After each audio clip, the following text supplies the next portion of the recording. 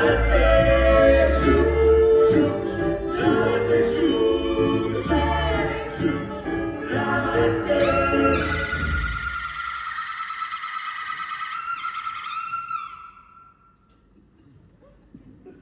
всегда было жалко жука.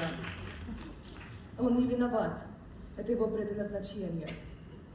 Жука убивают обстоятельства, в которых он живет.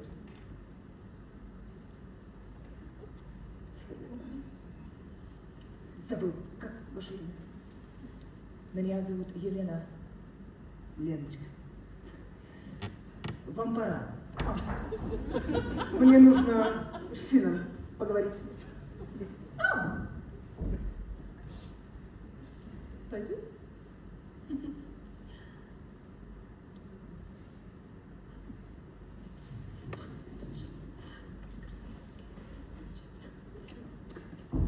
Грета, проводи гостю.